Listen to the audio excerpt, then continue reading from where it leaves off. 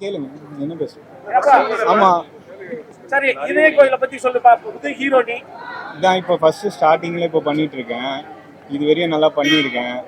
இதுக்கப்புறம் பத்திரிகையாளர் நீங்கள் தான் பார்க்கணும், பார்த்துன்னு தான் இருந்தீங்க. இதுக்கப்புறம் மக்கள்லாம் பார்த்தா முடிவு பண்ணுவேன். என்னால் எனக்கு முடிஞ்ச பெஸ்ட்டு நான் கொடுத்துருக்கேன்.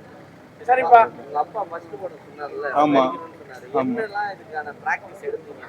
ஆமாம் டான்ஸ் கிளாஸ் போனேன், கலா மாஸ்டர் டான்ஸ் கிளாஸ் போனேன், அதுக்கப்புறம் ஃபைட் கிளாஸ் போனேன், ஆக்டிங் கிளாஸ் பர்பஸாக அப்பாவே எனக்கு டீச் பண்ணார்.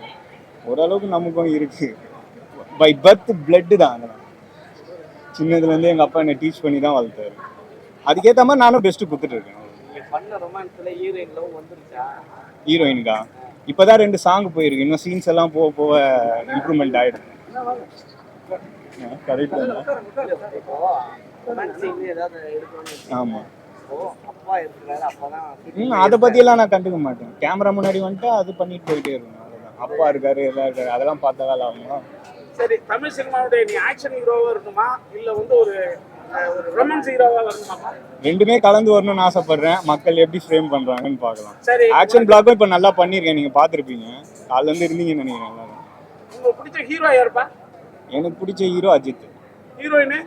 ஹீரோயின் வந்து அன்சிகா மோத்வானி. இது உங்க அப்பாவுக்கு தெரியுமா? அவருக்கும் தெரியும். அப்புறம் சொல்லுங்க. அடுத்தது கேமராமேன் சார், சொல்லுங்க சார், படத்தை பத்தி சொல்லுங்க. அந்த கேமரா பேர் சொல்லுங்க. இது எத்தனாவது படம் சார்? இது என்னோட 2வது படம். இது ஒரு தம்பி டேபிள் நோக்கிங்களாமா? ரெடிப்பா. எத்தனாவது படம் பா இது? சார் இது என்னோட 2வது படம். உங்க பேரு? என் பேர் வந்து பிரசாத் ஆறுமுகம். முதல் படம்? இதுக்கு முன்னாடி வந்து கும்பாரின்னு ஒரு படம் தான் பண்ணிருந்து. யாரு உதவியாளர் நீங்க?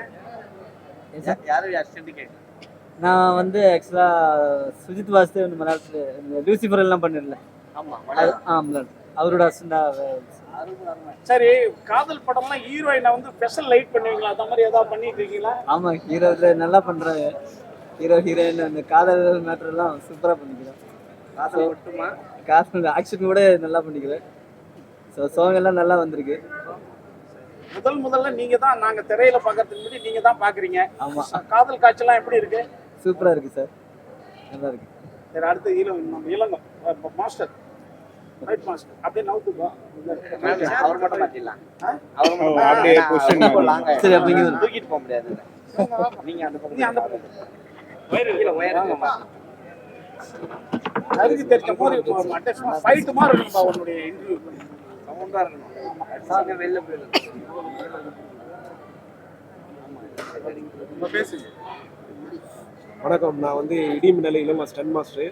இது வந்து எனக்கு வந்து 28வது படம். இது என்னன்னா, அவங்க அப்பா சொன்னார், இல்லாமல் வந்து பையன் வந்து ட்ரைனிங்லாம் கொடுத்து போகலாம் அப்படின்னாரு. ஆல்ரெடி நான் ட்ரைனிங் கொடுத்துருக்கேன், இல்லைனா கொஞ்ச நாள் கொடுத்து போகலாம் அப்படின்னாரு. நான் சொன்னேன், இல்லை சார் நல்லா பண்ணுறாரு, பார்த்துக்கலாம் அப்படின்னா. ஆனால் இன்றைக்கி வந்து பார்க்கும்போது பார்த்தீங்கன்னா கண்டிப்பாக ஒரு ஆக்ஷன் ஹீரோ அவர் வருவார், நம்பிக்கை இருக்குது. என்னென்னா ரிஸ்க் எடுத்து ஒரு ஒன் மோர் இல்லாமல் எல்லாமே வந்து ரிஸ்க் எடுத்து நிறையா பண்ணுறாரு. ஃபைட்டு பார்த்தீங்கன்னா இந்த ஃபைட்டு வந்து உண்மையிலேயே நல்லா வந்திருக்கு. இந்த ஃபைட்டு இன்னும் மேலும் மேலும் நிறைய ஃபைட் இருக்குது. இந்த ஃபைட்லாம் வந்து உண்மையிலேயே வந்து ரொம்ப அருமையாக வரும். இதில் பண்ண எல்லாருமே வந்து கோஆப்ரேட் பண்ணி எல்லாருமே நல்லா பண்ணாங்க. பெரிய மெயின் காரணம் என்னென்னா டேரக்டர் என்னென்னா ஜாலியாக இருக்கார். அவர் வந்து சீக்வன்ஸ் கரெக்டாக சொல்லிட்டாரு. சொன்னனால வந்து எங்களுக்கு வந்து கரெக்டாக எடுக்க ஒரு இதாக இருந்துச்சு. என்னென்னா ஹீரோ கண்டிப்பாக மேலும் மேலும் நிறைய படம் பண்ணுவார். ஒரு ஆக்ஷன் ஹீரோவாக வருவார் நம்பிக்கை இருக்குது. இப்போ எடுத்த சீனில் எப்படி பண்ணியிருக்காரு, நாங்களும் பார்த்துட்டாங்க. இல்லை, இப்போ எடுத்ததுன்னா ஒரு புதுசாக வரவங்க என்னென்னா பேப்பராக கற்றுக்கிட்டு வரணும். யாராக இருந்தாலும் வந்து கற்றுக்கிட்டு வர மாட்டாங்க சில பேர்லாம். அவங்க அப்படியே வந்துடுறாங்க. வரும்போது என்னென்னா, நாங்கள் ஒரு பிளான் பண்ணி வந்திருப்போம், இப்படிலாம் பண்ணணும் அப்படிலாம் பண்ணணுன்னு. ஆனால் அந்த ஹீரோ வந்து அந்த அளவுக்கு ஒத்துழைப்பு இல்லைன்னா எங்களால் நாங்கள் என்ன பிளான் பண்ணணுமோ அது பண்ண முடியாமல் போவோம். ஒரு ஹீரோ கிட்ட தான் அந்த இது இருக்குது. ஹீரோ வந்து நல்லா பண்ணோம். அதேமாதிரி பார்த்தீங்கன்னா ஃபைட்டர்ஸ் வந்து எந்த அளவுக்கு ரிஸ்க் எடுத்து பண்ணுறாங்களோ அந்த பேர் வந்து மாஸ்டருக்கு எல்லாமே வரும். அதேமாரி ஹீரோவும் வந்து எந்த அளவுக்கு அவர் வந்து நல்லா பண்ணுறாரோ அதை வச்சு தான் மாஸ்டருக்கு பேர். அதனால் எல்லாமே இதாக பண்ணி வரணும். ஹீரோவும் கரெக்டாக கிடைக்கணும், ஃபைட்டர்ஸு மாஸ்டர் எல்லாரோட டீமும் வந்து அந்த ஃபைட் வந்து பேசப்படும். அதுதான் உண்மை. ஏன்னா நம்ம என்ன பண்ணுறோமோ அது வந்து பின்னாடி வந்து நம்மளுக்கு அப்படியே மாறிக்கிட்டே இருக்கும். அதேமாரி கண்டிப்பாக அவர் வந்து நல்லா பண்ணியிருக்காரு. ஒரு ஆக்ஷன் படமாக வரும். நீங்க ஒண்ணு சொன்னீங்க, இப்போ வர ஹீரோக்கள்லாம் வந்து ஸ்டண்ட் சரியா கத்துட்டு வர மாட்டாங்க, நேரம் வந்துடுறாங்கன்னு. உங்க ஹீரோ கத்துட்டு வந்திருக்காரா, கத்துக்காம வந்திருக்காரா? எங்கள் ஹீரோ கற்றுக்கிட்டு வந்திருக்காரு. எங்கள் ஹீரோ ஏன்னா அவர் கற்றுக்கலன்னா தெரியல எனக்கு. ஆனால் இன்னைக்கு பார்க்கும்போது பார்த்தீங்கன்னா அவர் நிறைய கற்றுட்டு இருக்காரு. இதுக்கோசம் நிறைய ஸ்ட்ரெயின் பண்ணியிருக்காரு அவர். எதுக்கு அப்படி சொல்கிறேன்னா, கற்றுட்டு வரலாம். சில பேர் வந்து ஃபைட்டு தானே, அது ஒன்றும் இல்லை, ஈஸியாக இருக்குது அப்படின்னு நினச்சிடுறாங்க. ஃபைட்டு வந்து இருக்குல்லையே சினிமாவில் வந்து ஃபைட் வந்து ரொம்ப கஷ்டமானது. ஏன்னா கர்ணன் தப்புனா மரணம்னுவாங்க ஃபைட்டு. நாங்கள் வந்து பார்த்தீங்கன்னா ஃபைட்டு ஸ்டண்ட்டு பண்ணும்போது பார்த்தீங்கன்னா கோயிலுக்கெல்லாம் போயிட்டு சாமிலாம் கும்பிட்டு ஒரு பூஜை போட்டு தான் அந்த ஃபைட்டை ஆரம்பிப்போம். அந்த அளவுக்கு வந்து ஒரு இதை பண்ணோம். ஏன்னா மற்ற தொழிலெலாம் எல்லாமே ஓகே, ஆனால் ஸ்டண்ட்டுன்ற போட்டு அடி ஓவராக போடும் எல்லாருக்குமே. அந்த அடி படாமல் நம்ம என்ன பண்ணலாம்? ஏன்னா நிறைய பேர் பார்த்தீங்கன்னா எனக்கே வந்து நிறைய அடிபட்டிருக்கு. நான் ஃபைட்டராக இருக்கும்போது நிறைய அடிபட்டிருக்கேன், எல்லாம் பண்ணியிருக்கேன். இப்போ வர ஹீரோங்களுக்கும் சேஃப்டியாக இருக்குன்னா என் கூட இருக்க ஒர்க் பண்ணுற ஃபைட்டர்ஸ்க்கும் வந்து நிறைய சேஃப்டி பண்ணணும், நிறைய பண்ணிட்டு இருக்கேன் நான். சரிம்மா சார், இந்த இடம் எல்லாம் கரண்டு மூட்டா இருக்கு, மலை கீழே அந்த மாதிரிலாம் கூட ஃபைட் பண்ணுவீங்க. இந்த யூனியன்ல தலைவர் மாறிட்டே இருக்கிறாங்க. யாருமே இன்சூரன்ஸ் இது வரைக்கும் போட்டிருக்காங்களா எல்லாருக்கும் உங்க ஆளுங்களுக்கு? இல்லையா, அவங்க என்னன்னா இன்சூரன்ஸ் ஏன் போட மாட்டாங்கன்னா, நீங்கள் வந்து தெரிஞ்சு பண்ணுறீங்க. விபத்து வந்து ஏதாவது இன்சூரன்ஸ் தெரியாதுல்ல. ஏன்னா இப்போ வீட்டிலேருந்து கிளம்பி வரும்போது ஃபைட்டர்ஸ் பார்த்தீங்கன்னா நல்லா வருவாங்க. அவங்க ஃபைட்டு முடிச்சுட்டு போகும்போது அந்த நல்லா போவாங்கன்னு சொல்ல முடியாது. ஏன்னா எதுனா ஒரு இது வந்து ரிஸ்க்கான தொழில். இது எதுனா ஒன்று அடிபட்டு போவோம். எவ்வளோ அடிபட்டுருக்காங்க. இப்போ ஃபைட்டர்ஸ் பார்த்தீங்கன்னா எவ்வளோ பேர் கோமா ஸ்டேஜ்லாம் போயிருக்காங்க, நிறைய பேர் இறந்து போயிருக்காங்க. ஏன்னா இந்த தொழில் அப்படிதான். ஏன்னா வீட்டில் இருக்கவங்கலாம் பயப்பட தான் செய்வாங்க எல்லாருக்குமே. எங்களுக்கு வந்து ஸ்டண்ட்மேன் பொறுத்த வரைக்கும் என்னென்னா பயமே இருக்காது. அந்த ஷாட்டு ஓகே ஆச்சா, அடிபட்டு ரத்தமே கீழே ஊற்றும், அப்போ கூட நாங்கள் கண்டுக்க மாட்டோம். மாஸ்டர்கிட்ட வந்து ஓகேவா ஷாட்டு ஓகேவா சார்னு சொல்லிட்டு கேட்டு பண்ணுவோம். அதே மாதிரி தான் ஃபைட்டர்ஸ் வந்து அவ்வளோ ரிஸ்க் எடுப்பாங்க. ஓவர் ரிஸ்க் எடுத்து நிறைய பண்ணுற காரணமே அதனால தான். இந்த கவர்மெண்ட் நிறைய சலுகை கொடுக்குது. இந்த யூனியன் மூலிமா போய் இதை பற்றி பேசி கவர்மெண்ட் சைட்லேருந்து ஒரு அமௌண்ட் உங்க எல்லாருக்குமே போடலாம். அதை கேட்கலாம். அந்த மாதிரி ஏன்னா தலைவர்கள் மாறிட்டே இருந்தாங்க, இப்போ புதுசாக வர தலைவர்கள் கோரிக்கை வச்சிருப்பாங்கல்ல, இப்போ நீங்கள் இறக்கி கேட்கலாம். இல்லை நிறைய யூனியனை பொறுத்த வரைக்கும் தலைவர் மாறினாலும் அந்த இது வந்து கேட்க தான் செய்கிறாங்க. கேட்க செய்யும்போது வந்து கரெக்டாக யாரும் பண்ணுறது இல்லை. ஏன்னா அவங்க எதனா பண்ணாதானே ஸ்டண்ட் யூனியன் எதனா ஒன்று பண்ணணும், அது யாரும் பண்ண மாட்டாங்கல்ல. ஏன்னா முன்னாடி நடிகர்லாம் இருக்காங்க நிறைய பேர்லாம் பார்த்தீங்கன்னா அந்த ஸ்டண்ட்லாம் முடிஞ்சோன்னா நிறைய பேர் ஹெல்ப் பண்ணுவாங்க. ஃபைட்டர்ஸ்க்குலாம் நிறைய ஹெல்ப் பண்ணுவாங்க, கொள்ளுவாங்க, நிறைய விஷயங்கள்லாம் பண்ணுவாங்க. அவங்க ஆல்ரெடியே வந்து பண்ணிகிட்டே இருக்காங்க. அதுமாரி அந்த நேரத்தில் அடிபட்டுச்சு. இப்போ எனக்கு எதனா ஒன்று ஆச்சுன்னா ஃபைட்டர்ஸ்க்கு உடனே அந்த ஹீரோ வந்து என்னாச்சு ஏதாச்சு செலவு நான் ஏற்றுக்கலாம் சில பேர்லாம் பண்ணுறாங்க. இதேமாதிரி ரிஸ்க் வந்து லைஃப்பில் வந்து நிறைய வந்துட்டு தான் இருக்கும். ஏன்னா ரிஸ்க்கு தான் வாழ்க்கையே எங்களுக்கு. அதை பயப்பட மாட்டோம். அந்த ஷாட் முடிஞ்சு அந்த ஷாட் நல்லா இருந்த பிறகு தான் எங்களுக்கு ஒரு திருப்தி ஆகும். இல்லைன்னா ஒன் மோர் பண்ணிகிட்டே இருப்போம். கோயில் இதே கோயில் எல்லாருக்கும் வணக்கம். என் பேர் அனுகிருஷ்ணா. நான் இதே கோவில் படத்தில் ஹீரோயினாக பண்ணுறேன். எனக்கு இந்த படத்தில் நடிக்க வாய்ப்பு கொடுத்ததுக்காக என்னோட director and producer and Karthik அண்ணாக்கும் தேங்க்ஸ் சொல்லிக்கிறேன். அண்ட் என்னோட கேரக்டர் வந்து காலேஜ் கோயிங் கேர்ள் கேரக்டர். ரொம்ப ஒரு சாஃப்டான ஒரு நேச்சர், அந்த மாதிரி ஒரு பொண்ணு. ஸோ அவ்வளோதான். வேறு ஏதாவது கேட்கணுமா? படம் பேர் இதய கோவில். உங்க இதய கோவில் யாரும் நினைச்சிட்டு இருக்கீங்க? உண்மையாலுமே யாராவது கோவில் உள்ள இருக்காங்களா கருவறையில? இல்ல அப்படியே தான் இருக்கா? யாரை வேணாலும் சொல்லலாம்ல. என் அம்மா இருக்காங்க. மேரேஜுக்கு முன்னாடியே அம்மா இருக்காங்க? மேரேஜுக்கு முன்னாடியேவா? எனக்கு மேரேஜ் ஆகலைங்க இன்னும். அதுக்கு அதான் இப்போ ஆக்டிங்லாம் போயிட்டு இருக்கீங்க. இப்போ நாங்களும் மேரேஜுக்கு இப்பவும் சரி அப்பவும் சரி அம்மா தான் ஃபர்ஸ்ட். அப்ப இதே கோயில்ல வேற யாரும் இல்ல? இல்ல இப்போதைக்கு யாரும் தான் இருக்கு. அம்மா தான் இருக்கு. அப்ளிகேஷன் யாராலும் போடலாம் தான் சொல்றீங்க? ஏன் சார்? இப்போ நீங்க சொல்றது தான் நாங்க சொல்றோம், வேற ஒண்ணும் இல்ல. எல்லாருக்குமே அம்மா தான் இருப்பாங்க. அப்ளிகேஷன் சார் இதுல ரொமான்ஸ்லாம் எப்படி பண்ணிருக்காரு? ஏன்னா அப்பா இருக்கிறாரு, அவரு கூட ஆண் அப்படின்றதுனால சார் அப்பா தான் சார் சொல்லியே கொடுக்குறாருங்க. பையன் டேய் இப்படி பண்ணணும்டா, இப்படி பண்ணு. நானே பாக்குறேன். ஃபர்ஸ்ட் அவரு ரொமான்ஸ் பண்ணிட்டு அதுக்கு அப்புறம் பையன் கிட்ட சொல்றாரு. இல்ல அங்கிள் அங்க இருந்து இப்ப ஃபீல் கொண்டு வா அப்படின்றாரு. எனக்கு இல்ல முத்த காட்சியில இல்ல, நார்மலா ஆக்ட் பண்ணும்போதே அந்த ஃபீல் கொண்டு வா, நேச்சுரலா பண்ணுன்னு அப்பா ரொம்ப கைட் பண்றாரு. ரொம்ப டேக் கேர் பண்றாரு சார். ஆமா, ஒவ்வொரு ஃப்ரேம்லயும் அங்கிள் அங்க இருந்து பாத்துட்டு இன்னும் கொஞ்சம் இப்படி பண்ணு அப்படி பண்ணுட்டு அவரு நல்லா கைட் பண்றாரு. டாக்டர் சொன்னா நிறைய டேக்லாம் வாங்கல, மேக்ஸிமம் எல்லா டேக்கும் நீங்க சொல்றது பார்த்தா முத்த காட்சி இந்த ரொமான்ஸ் சீன்ல நிறைய டேக் எடுத்துட்டு வரணுங்க. அப்படி இல்ல, ஆனா ரொமான்ஸ் சீன்ல கொஞ்சம் லைட்டா டேக் தான். ஆனா ஃபைட் என்னமோ இவர் தான் பண்ணாரு, அடிபட்டது என்னமோ எனக்கு தான். இங்க பாருங்க. ஆமா ரொம்ப பாருங்க. ரத்தம் சிந்திருக்காங்க. நான் ரொம்ப ரத்தம் நான் தான் சிந்திருக்கேன் இதுல. அதே மாதிரி என் ஷூல நிறைய மெதி வாங்கி மெதி அந்த ஷூவை கொஞ்சம் பாருங்களேன், எப்படிப்பட்ட ஷூ. நிறைய கால் நான் செருப்பு போடாம ஆடுவேன், அவர் ஷூ போட்டுட்டு ஆடுவாரு. நிறைய மிதிச்சிருக்காரு என்ன.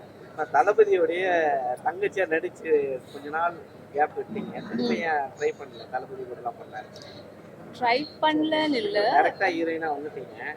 தளபதியோட தங்கச்சியோட ஃப்ரேம் இருக்கு. ம். இப்போ திரும்ப ஹீரோயின் தளபதி கூட பண்றதுக்கான வாய்ப்பு வந்தா பண்ணுவீங்களா? உங்களுக்கு இருக்கா, விருப்பம் இருக்கா?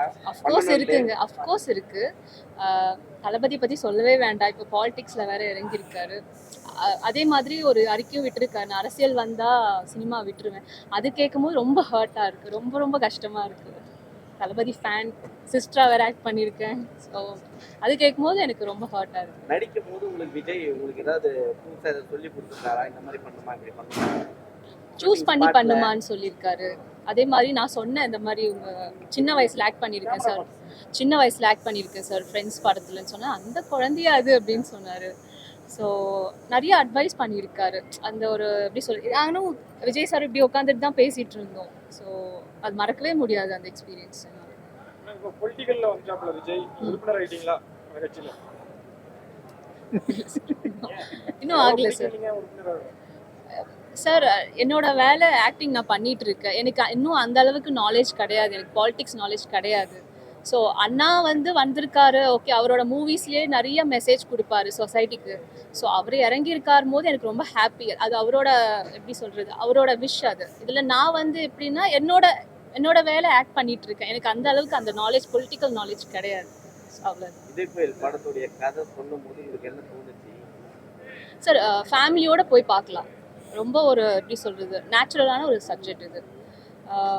என்டர்டெயின்மெண்ட்டுக்கும் பஞ்சம் இருக்காது. அதே மாதிரி சாங்ஸ்லாம் நீங்கள் எப்படி சொல்கிறது, எதிர்பார்த்ததை விட டபுளாக இருக்கும். இந்த இந்த இப்போ இருக்கிற ஜென்ரேஷனுக்கு சாங்ஸ் பார்த்தீங்கன்னா ரொம்ப டிஃப்ரெண்ட்டாக இருக்கும். 90s கிட்ஸோட சாங்ஸ் எல்லாம் இதில் நீங்கள் பார்க்கலாம். கலர்ஃபுல்லாக இருக்கும் சாங்ஸில்.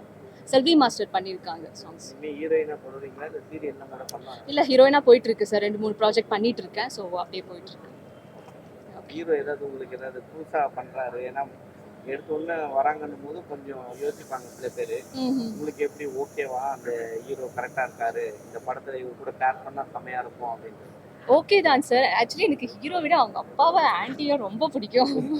ஸ்பாட்லேயே உட்காந்துட்டு இருப்பாங்க, மானிட்டர் முன்னாடி உட்காந்து கைட் பண்ணிட்டு இருப்பாங்க. ஆக்சுவலி ஹீரோ ரொம்ப ரொம்ப லக்கி இந்த மாதிரி பேரண்ட்ஸ் கிடைச்சதுக்கு. அவரை ஒரு நடிகனாக பார்க்குறேன், நான் ஒரு இயக்குனராக இருக்கேன். எனக்கு தகுந்த இது கிடைக்கிற வரை எடுத்து சாங் கூட பண்ணிட்டு வந்தேன். ஆமாம், நல்லா நான் தான் பக்கத்தில் இருந்தேன் எடுக்கும்போது. செல்வி மாஸ்டர் தான் பண்ணாங்க. ஆமாம், எல்லாமே இருக்கு சார். இல்லை, ஒன் மோர் எந்த ஆர்டிஸ்ட்டும் போகாமல் இருப்பாங்க. சாருக்கு தெரியாத அனுபவம் இல்லை. முத்தம் கொடுக்கும்போது மட்டும் ஒன் மோர் நிறையா மச்சான் அவருக்கு அழுதே கேட்கறதுக்காக முத்தம் கொடுக்கும்போது ரொமான்ஸில் கொஞ்சம் அந்த மாதிரி விஷயம்லாம் நம்ம கதாநாயகன் பண்ணல. அப்பாவா நினைக்கல, ஒரு இயக்குனராக தான் நினைச்சிருக்கேன். தம்பி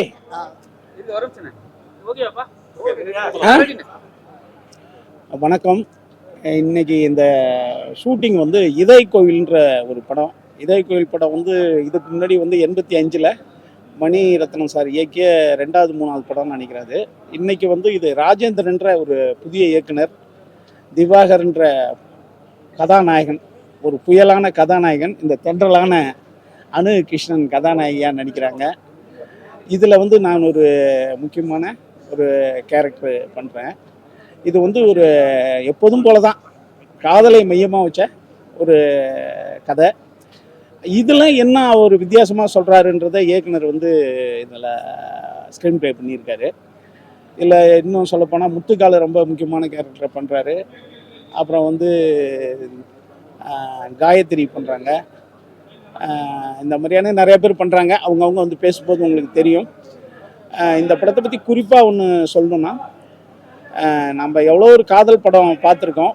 ஒரு ஃபாதர் கேரக்டர் ரோல் ஒன்று வில்லனாக வருவான், இல்லைன்னா நல்லவங்களாக சேர்த்து வைக்கிறவங்களா வரலாம். இதில் நான் பண்ணியிருக்கிறது இதில் 2ம் இருக்குது. அது இந்த கதையில் எனக்கு ரொம்ப பிடிச்சதாக இருக்குது. இதை ஒளிப்பதிவு பிரசாந்த் பண்ணுறாரு. இசை வந்து மயிலுன்னு ஒருத்தர் ரொம்ப அற்புதமாக போட்டிருக்காரு. இசை பாடல்கள் கேட்டேன், ரொம்ப நல்லா இருக்கு. இந்த படம் மாபெரும் வெற்றியடைய வாழ்த்துக்கிறேன். இதில் பங்கு கொண்ட கலைஞர்கள் மற்றும் இதில் இருக்கிற தொழில்நுட்ப கலைஞருக்கும் என்னுடைய அன்பான வாழ்த்துக்கள். நன்றி, வணக்கம்.